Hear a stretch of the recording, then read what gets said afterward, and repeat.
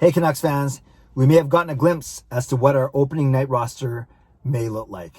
Now it's my second video of the day, so I'll spare you from the long intro, but I will say this: I'm Clay Emo, I'm at Canuck Clay, and why don't you subscribe while you're here? And this is where you get Canucks insight that's positive and timely. Part 2, the second half of training camp has now started with a skate today, 2 groups again, and it's less training camp and more practice now. At least it looks that way, it feels that way by the drills they were running and by the skaters and the players that Travis Green rolled out today. And you could look at this, and with maybe one exception, you could say this is likely the 23-man starting roster for the Vancouver Canucks when they open up when they open up their season on Wednesday night, January the 13th. So up front, 14 forwards. You had Pettersson with Miller and Boeser making up the lotto line. You had Hoglander still with Horvat and Pearson. That's good news for Hoglander. That's good news for Canucks fans. Then third line, the third line is what we saw last year. We had Gaudette between Roussel and Virtanen, and the fourth line of Beagle between Sutter and Motte. That means MacEwen and Eriksson were the extra skaters up front. So 14 forwards. You had 7 defensemen. You had Edler-Myers playing with Juolevi once again, and Brogan Rafferty was kind of the extra there. I did this out of order. You have Hughes playing with Juolevi-Myers. Some would say that's a placeholder for Travis Hamonic. And you had Alex Edler with Schmidt. So let's try that again. You had Edler and Schmidt, you had Hughes with Benn, and then you had Juolevi with Myers / Rafferty.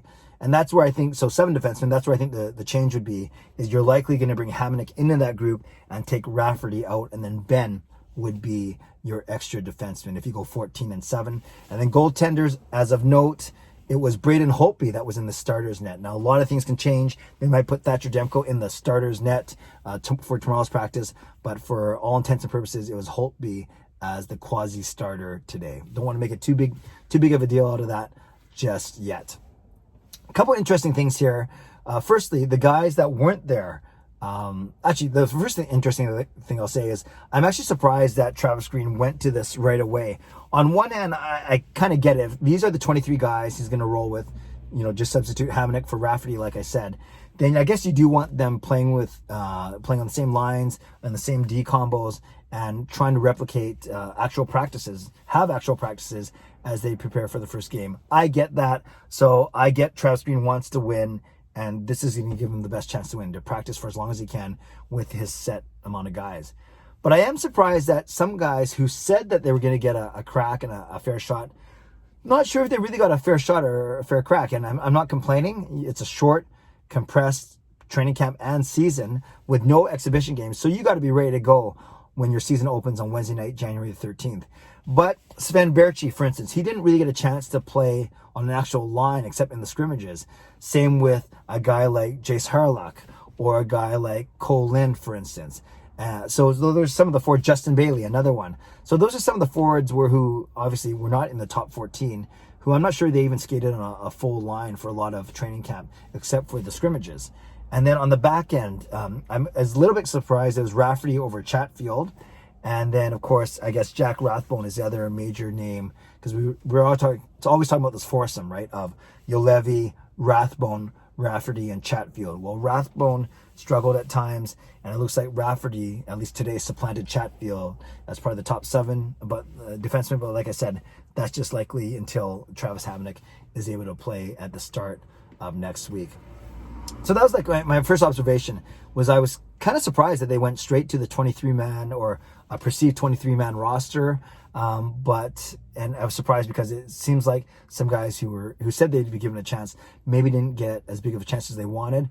But those guys, they still have a lot to play for. They're playing for a spot in the taxi squad, right? 4 to 6 extra players, skaters that you'll want to have as part of the team, whether they travel to out-of-town cities or at least they're in Vancouver. And the rest of the guys then will be either going to Utica or to other pro teams or other minor teams. And I'm sure we can talk about the taxi squad closer to next Wednesday when the Canucks have to declare their roster. But, there are guys on there that you think... I'm surprised Hoglander looks like he's going to make the big team, which is awesome. That's what I've been talking about. All I've been talking about on my vlog for this past week. But then who's going to be on this taxi squad? Is it a guy like Rathbone? Is it a guy like Chatfield? Is it a guy up front? Is it Mark Michaelis, who's had a good camp? Is it Sven Berchi as an NHL veteran? And questions like that. So that's the biggest news, I think, coming from Canucks camp today, is the fact that the 23-man roster seems set. Like I said, take out Rafferty, put in Travis Hamonic, and that's what we're looking like. Now, who's going to play with who's going to change? I think that your top six is set with the Lotto line and the Hoglander, Horvat, Pearson line.